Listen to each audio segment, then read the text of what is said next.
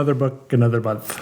How Exactly. about that? This month we're going to be talking about a book called Get a Grip. My friend Nigel Moore from Tech Tribe sent it to us. We're keeping the hardback copy, aren't we? Yeah, definitely. Yeah, paperback copy. We can give that one away. But it's an absolutely wonderful book. It's one of those that revolutionized our business. We have followed most of the key components in the book itself. When we worked through trying to reinvent ourselves during COVID, because what else did we have to do? Project stuff wasn't happening.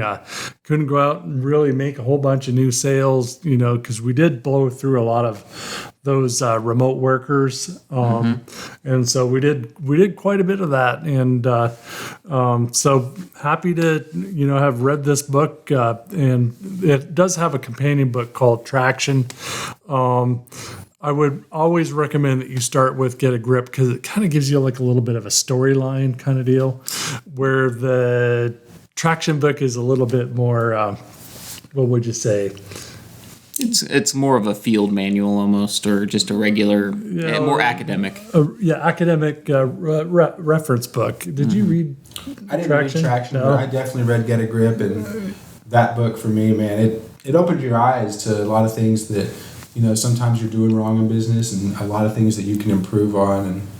And Get a Grip for me, the biggest thing that I think we implemented, we did this before COVID. We started what they do, the level 10 meetings, 90 minutes every week. We get together, we talk about things, we go through the problems that we're having. We get deep and we discuss these problems and we find a solution, and that really helps, get us moving forward, called Traction. That's how we get the ball rolling on a lot of the projects and things that we want to get done for ourselves.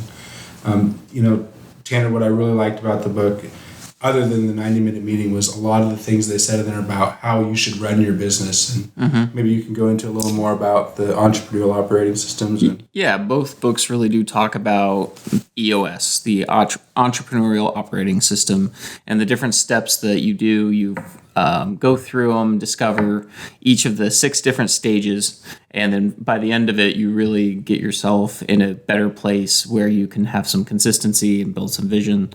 And I guess vision, that's the first one. Yeah, that was absolutely huge for me. I mean, a lot of times, I've been in business for over 20 years, and you kind of like lose sight of, honestly, before COVID, I sort of felt like I had lost my entrepreneurial mojo, where I just kind of was going through the paces and not really interested in stuff, just, going through the day-to-day routine kind of stuff. And so, we went through all of the processes in the book after I listened to it. And the first part of that is actually going through the vision part of it. And it's like, really, where do I want to see myself? I don't ever see myself ever retiring, but, just trying to see, like, what do I want for my customers? What do I want for us? What do I want for you guys? What types of things do I want to do? And one of the books that I did read that we'll probably maybe do a review on is Vivid Vision. So after I read the Get a Grip book, I read Vivid Vision, and I put it out there, and I made sure that I shared it with important clients. I shared it with my guys here, and so they know, like, what do I want out of my business, so to speak, and what do I want for you guys? And it was probably one of the best parts that kind of just got me a little bit more motivated to go through the more boring steps. Yeah. Is that another book by Gino Wickman then? I don't think so. Yeah. I can't remember who the author was, but I'll make sure that y'all get it. So, yeah, the big important part for me in the vision was the core values. We spent a good amount of time and came up with our own company core values, and this is something that not only the business runs on, but each employee, has as well. Yeah, and I think that we specifically have 5 core values, and we didn't take them lightly. We took some pretty good time to figure out exactly what we wanted as core values, and core values are very important because everything else that you do builds upon those core values. And so we started with integrity in word and deed. So do what you say you're going to do. Follow through on everything. Make sure that you have some integrity. We want our customers to have stability and consistently, that every time that they go to turn their computer on or whatever, that it's they're going to get a consistent experience with their computer or with their interaction with us, or whatever way that we touch them. We want stability and consistency. And, that all hinges on growth and wins for everyone, right? Sure. And our commitment to having long-term relationships. Quite frankly, I'm too old for customers. Customers come and go, right? And, really you put the same effort into a customer as you do into having a client. Or better yet, a business partner. You partner up with people to drive their business forward. So the commitment to long-term relationships was absolutely paramount in our core value system, and that all plays into making sure that people have an excellent customer experience. And how long did it take us, Keith, to come up with this? I mean, it wasn't easy. No, I think we had several ideas of what do we think our core values are, and we ran through a list of different things, and some of the things we had, there were kind of duplicates of some of the things that we were thinking about, and so we really thought long and hard, consolidated a list, and these core values, they hang up around the office. Every one of us has one on our desk. And so this is something we see all the time, and it's really in the front of our minds, where we're, thinking about, the customer experience. We're thinking about the growth and wins for everybody, the client relationships, things like that, that we want, we want to project ourselves as having those high values. And, we look for clients that have the same values. We want to train them as well to have the experience that we give them, and then they can pass that experience on to their, whatever they're doing in their line of work, where they can make their customers and their employees feel valued and show that, they're moving in the right direction and have a solid foundation, which is really what we was looking for in the Get a Grip and as well as Traction. Yeah, it's sort of like the lead by example thing, right? Go ahead. Yeah. Well, that leads us right into, the people portion of it. The step 1 was the vision. Step 2 is people. Yeah. Greg, if you want to kind of go into that a little bit. Yeah, and we kind of right shortly after we started going through the EOS system that's put forth in Get a Grip, we actually had a hire that we had to do. And quite frankly, our whole premise when we hired the person, because anybody can get hired, was that we wanted somebody that was going to be a fit for us, be in the right seat, get it, want it, has the capacity to do the job. We wanted that more than just having a straight up hire, because in my opinion, I think it was better for us to not have a hire than not have the right person in the right seat. And I know it's not in the book, but I think that customers fall in that same genre. As MSPs, we, particularly the ones that are inexperienced, they'll just go for any dollar that they can get. But it's quite frankly more important to make sure that you have the right customer and that you can service them the way that fits your vision and your core values. If you can't deliver the core values, or they don't believe in your core values, then really they're going to be not a good fit for your company. Yeah, and so I think once you get the right people and the right customers, you really need to measure that with data, which is the third step of this. Keith, you're big into this part right now as our service manager, being able to get the metrics and everything go. If you want to kind of touch on what we've been doing with the data portion of the EOS. Yeah, I mean, Greg says it all the time. You can't manage what you can't measure. And so, these reports that we look at, we try to make sure that we're able to, with data, I'm losing my thought on data. Yeah, so I mean, the big part of it is, you need to get a pulse of exactly where you are with it. A lot of reporting and traditional stuff is based off of past data. If you just go into QuickBooks and look at your P&Ls, that's all stuff that happened. That's your, profit that you made, losses that you had. That's the past. But with Traction, you set up measurables. Your actual, like, everybody gets a number. You have scorecards, and that gives you real, like a real pulse on what's happening and what's gonna happen.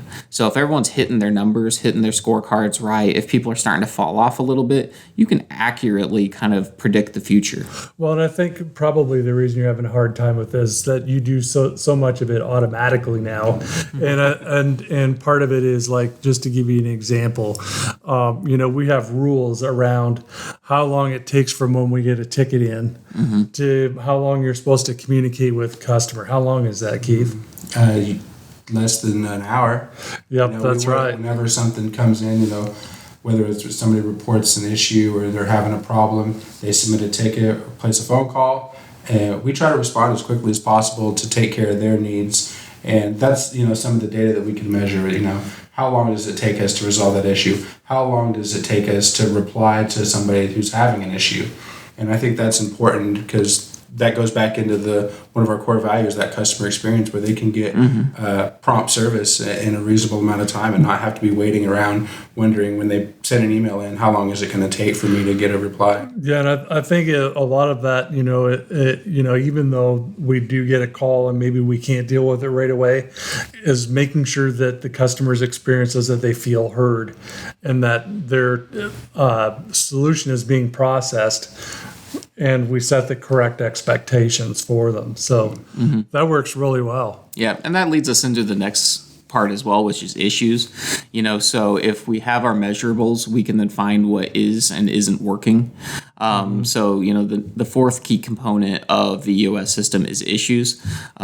We do IDS solutions, which is identify, discuss, and solve problems. And that leads us pretty much also into issue 5, which is process.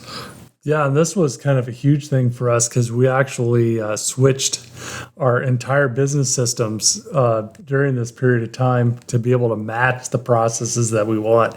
And man, that was flipping painful.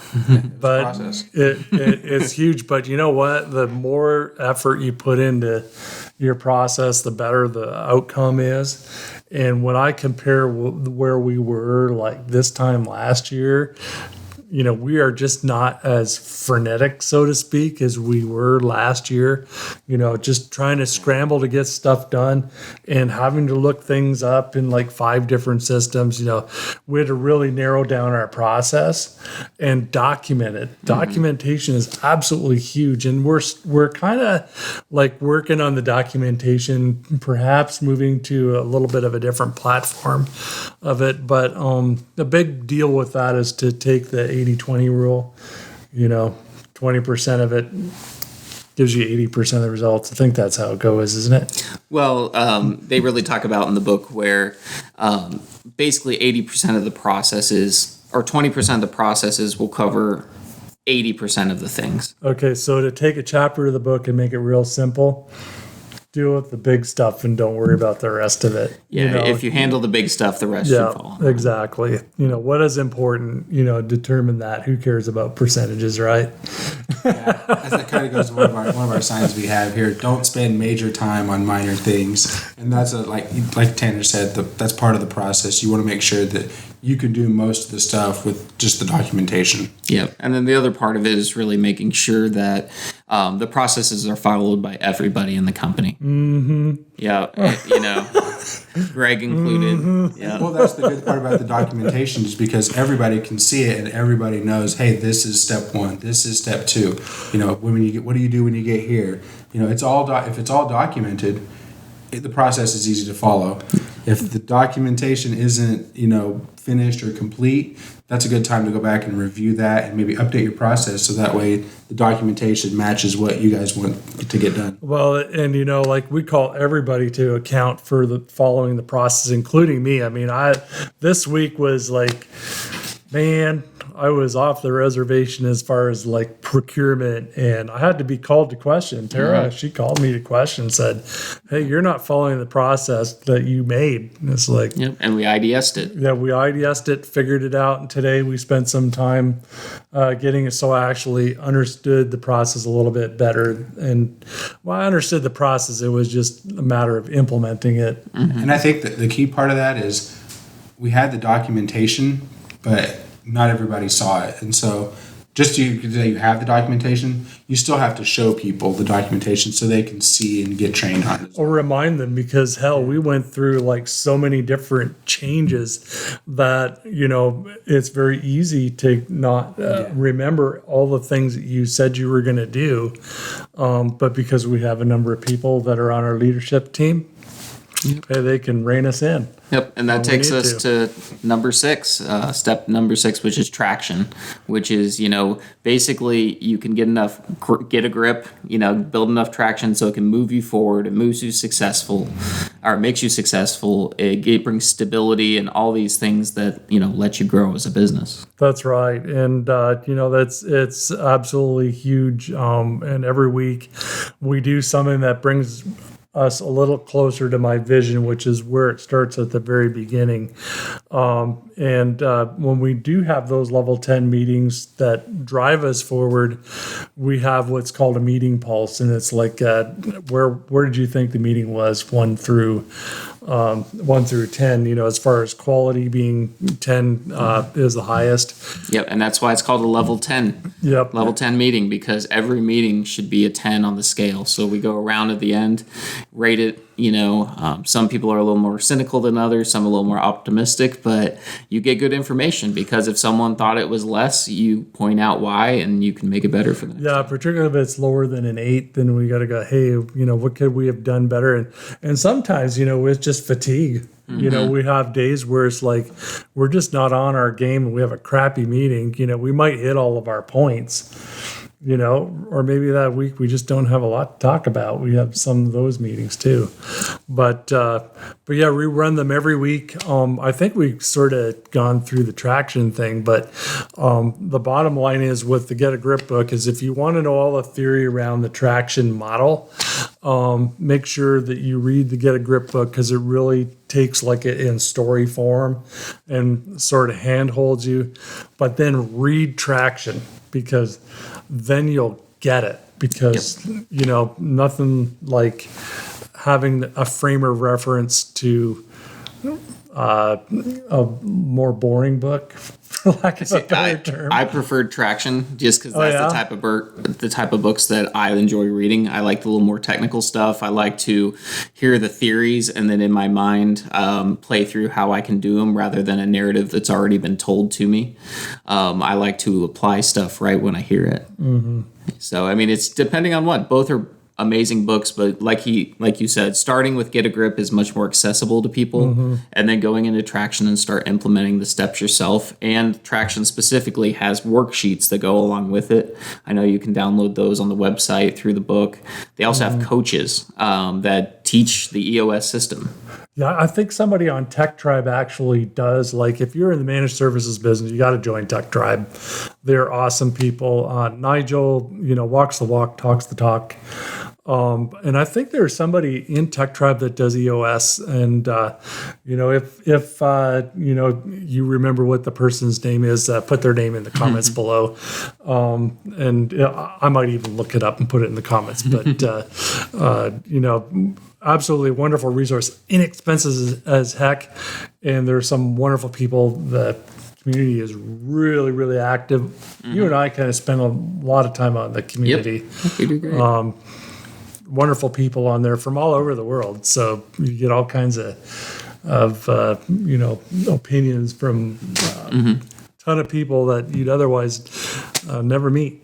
So, All right, to wrap this up, though, let's give kind of the level 10 thing on a scale from 1 to 10, Keith. How would you rate the books? Oh, Get a Grip, hands down a 10. Great story, great read, and if you have time, I'd definitely check it out.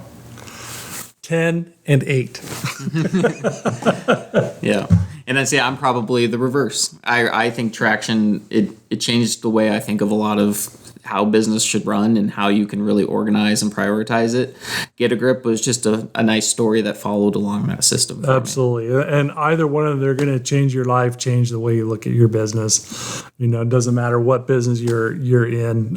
If you feel like you're in an entrepreneurial slump, read one of them, do something, make sure that you're happy in your business, that you're moving yourself toward your vision. Don't be, one of those guys like I was when we started out, just going through the daily drudgery.